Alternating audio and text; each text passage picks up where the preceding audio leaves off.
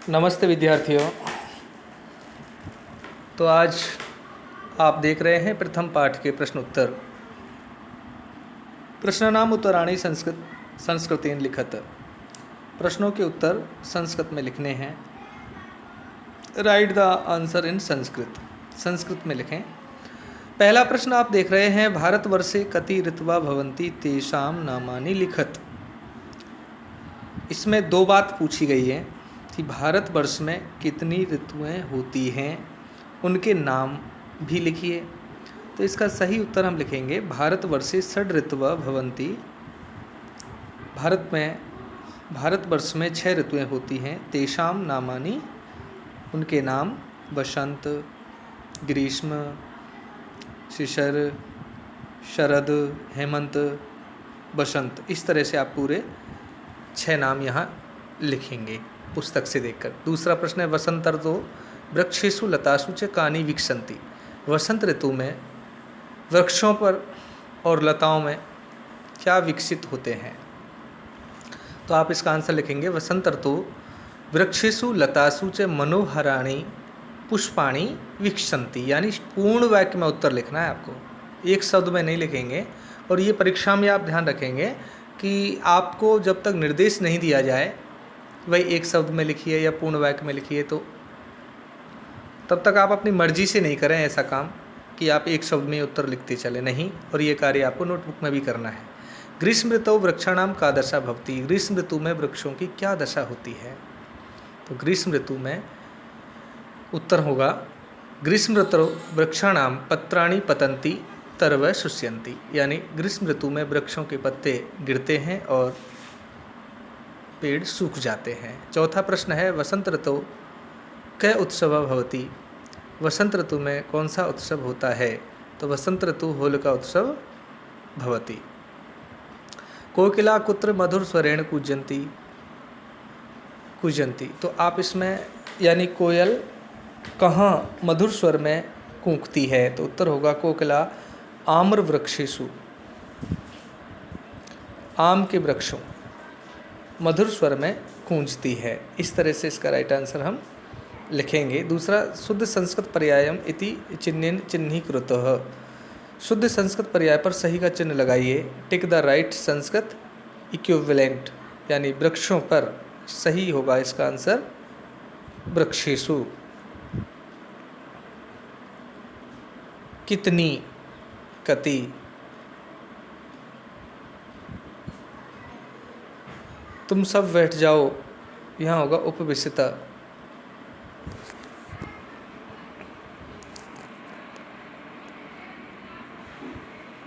और सूख जाते हैं शुष्यन्ति। और क्योंकि इसका सही होगा यत, यतः। इस तरह से इनका हम सही चिन्ह का निशान यहाँ निर्देशित करेंगे। इसके बाद आप देख रहे हैं, अधोलिखित धातूनाम यथा निर्देशम लोट लकारे रूपाणि लिखत। निम्नलिखित धातुओं के निर्देश अनुसार लोट लकार में रूप लिखने हैं। यानी उपविश धातु का रूप आपको प्रथम पुरुष में लोट लकार में लिखना है। यानी लकार तो एक है लेकिन पुरुष अलग अलग हैं। यहाँ 4 धातु दी गई हैं। उपविश माने बैठना, भू माने होना, कथ माने कहना और वद माने बोलना। तो उपविश का हमने लिखा है उपविशतु, उपविशताम, उपविशन्तु। और भू धातु का हम लिखेंगे भव, भवतम, भवत। कथ का लिखेंगे कथियानी, कथियाव, कथियाम। और वद का लिखेंगे वदानी, बदाव, बदाम। इस तरह से हम इन तीनों धातुओं, चारों धातुओं के रूप लोट लकार में तीनों पुरुषों में यहाँ लिखेंगे।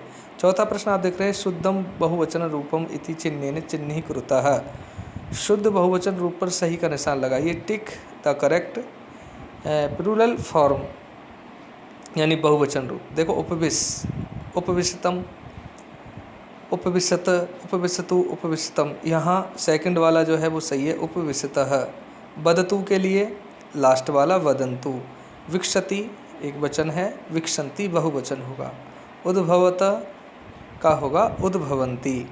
और शुष्यति का अर्थ होगा शुष्यन्ति। इस प्रकार यहाँ जो राइट और करेक्ट जो दिए हैं उन्हें आप देख लेंगे। और 5वां प्रश्न आप देख रहे हैं, रेखांकितानि पदानि आधारित प्रश्न निर्माणम कुरुत, यानी रेखांकित पदों के आधार पर प्रश्नों का निर्माण करना है। तो आप देख रहे हैं पहला प्रश्न उत्तर दे रखा है, पहला वाक्य है, इसका हमको प्रश्न बनाना है। भारते षड् ऋतवः भवन्ति, भारत में 6 ऋतुएं होती हैं।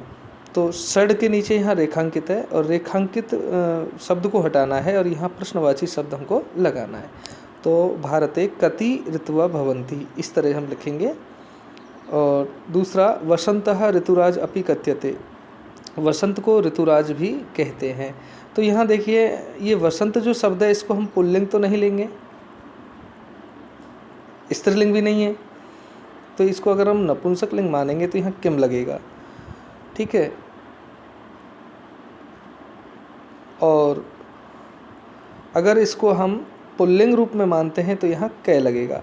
तो मैंने यहाँ इसको नपुंसक रूप में मानते हुए इसको कै मान लिया है, किम मान लिया है। इसके बाद तीसरा प्रश्न आप देख रहे हैं, वसंते मंदम मंदः सुगंधितः च वायु वहति, तो वसंत में मंद और सुगंध वायु बहती है। तो आप इसमें लगाएंगे कस्मिन ऋतवः मंद सुगंधित च वायु बहती, किस ऋतु में।